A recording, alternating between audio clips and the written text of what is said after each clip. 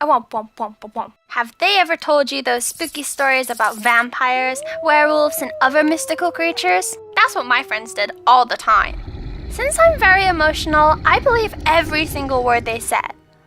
I wasn't just scared, I shrank away from my friends every time I saw them. The first spooky story is about an old lady with a hoof. Once, my friends and I were sitting on a bench by a sandbox, and one of my friends, Susie, asked, "Have you heard a story about an old lady with a hoof?"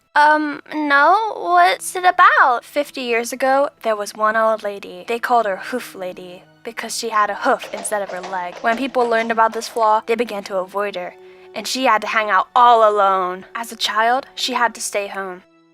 She grew up mad at the world and all people, but she couldn't do anything about it. People were watching her house all the time to make sure she sat tight. But one time, she managed to run away to another village, 1,000 kilometers away, where she found a job as a kindergarten teacher. She passed the job interview, and no one even suspected there was something wrong with her. On her first day as a teacher, she was very nice to the kids, and they just loved her for her sweet and kind temper. When it was lunchtime, all kiddos sat at the table, and one boy dropped a spoon on the floor. He reached out for it and saw a hoof. Scared to death, he rushed home and told his parents about what he saw. They called the cops right away. But there was no one in the kindergarten. Children, teachers, and the hoof lady. They had all left, and there was a spooky blood message on the wall. "I will be back." She might have used ketchup? No, it was pure blood. Holy moly. When Susie was telling the story, sorry for the nasty detail, but I pooped my pants. It was about 9 o'clock and my grandma called me home. I have never run so fast in my life.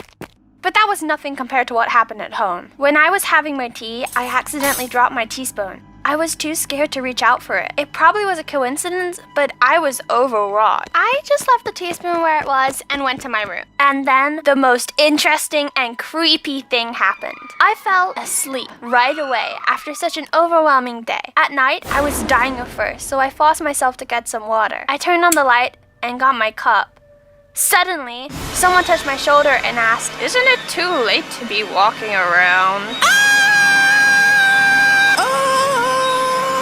It turned out it was my grandma, who also got thirsty in the middle of the night. I'll never forget how we scared each other. If you like the story and want part 2 of spooky stories, give me a thumbs up. Subscribe to the channel and don't forget to click that bell. See ya! Bye!